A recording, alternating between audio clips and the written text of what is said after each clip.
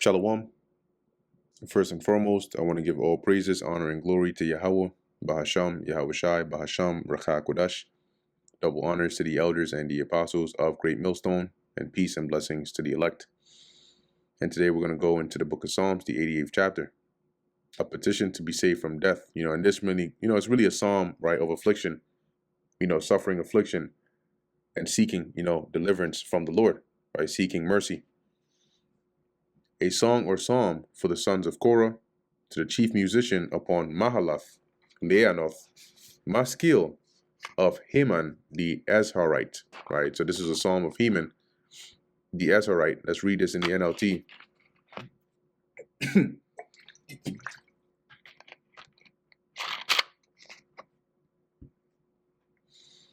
It says here, for the choir director, a psalm of the descendants of Korah, a song to be sung to the tune, the suffering of affliction. See? A psalm of Heman the Azharite. O Yahweh, God of my salvation, I have cried day and night before thee. Let my prayer come before thee. Incline thine ear unto my cry. For my soul is full of troubles, and my life draweth nigh unto the grave. I feel like I'm about to die. I am counted with them that go down into the pit. I am as a man that hath no strength. Remember, it's like a prayer of affliction. So this is a prayer, where, he's at the point here of, it feels like being forsaken, right? It feels like you're about to die. It feels like, everything is working against you. Verse 5, free among the dead, like the slain that lie in the grave, whom thou rememberest no more, and they are cut off from thy hand. NLT says, they have left me among the dead, and I lie like a corpse in a grave. I am forgotten, cut off from your care. Thou hast laid me in the lowest pit, in darkness and deeps. Thy wrath hath lied hard upon me, right? And thou hast afflicted me with all thy waves. That's like sending affliction in waves, right? Wave after wave after wave, right? It says your anger weighs me down. With wave after wave, you have engulfed me in engulfed me. All right, Selah, interlude.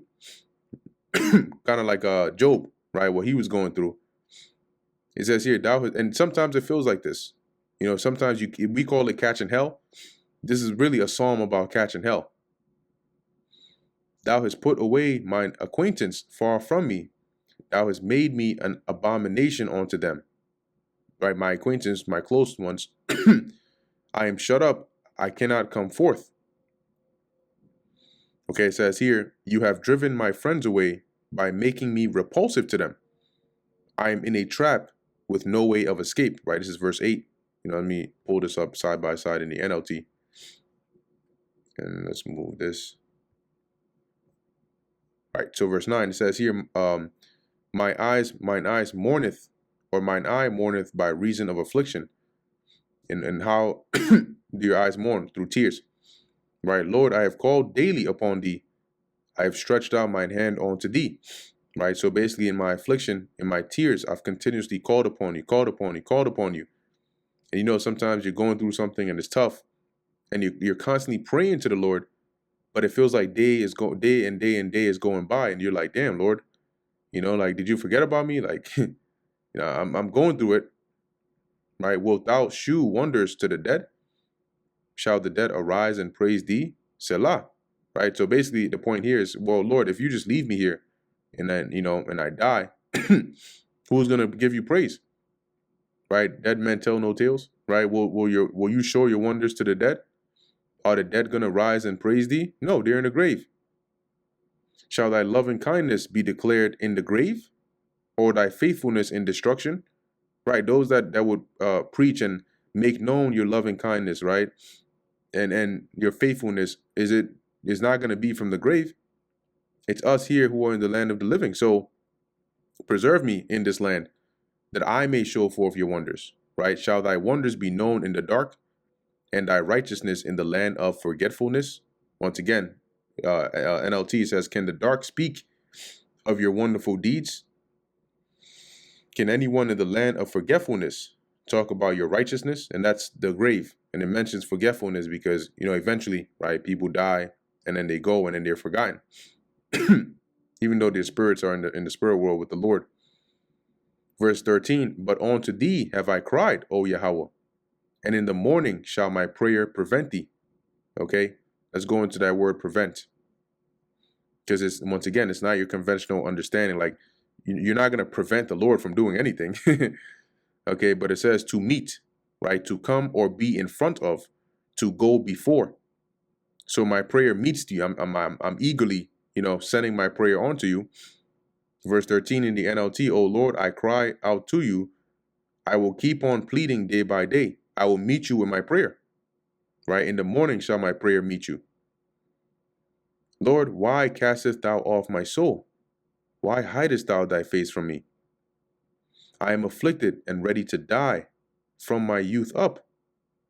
While I suffer thy terrors, I am distracted. In the NLT, it says, I have been sick and close to death since my youth. I stand helpless and desperate before your terrors. Verse 16, thy fierce wrath goeth over me. Thy terrors have cut me off. Your fierce anger has overwhelmed me. Your terrors have paralyzed me. They came round about me daily like water. They compass me about together. See, your terrors, it was like me drowning in a flood. Every single day it was just overwhelming.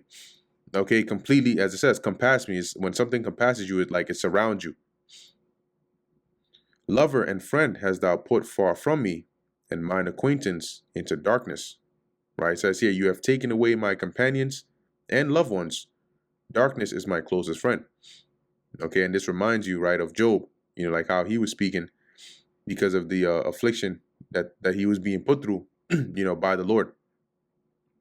So, it's mainly a psalm of affliction, right? As sometimes the Lord puts us through these things, but what was happening in here, right? It was a constant crying out to the Lord. And that's what we have to do. We have to constantly cry out to the Lord in our afflictions, right? That he may have mercy and deliver us. So, Lord willing, this was edifying to the elect.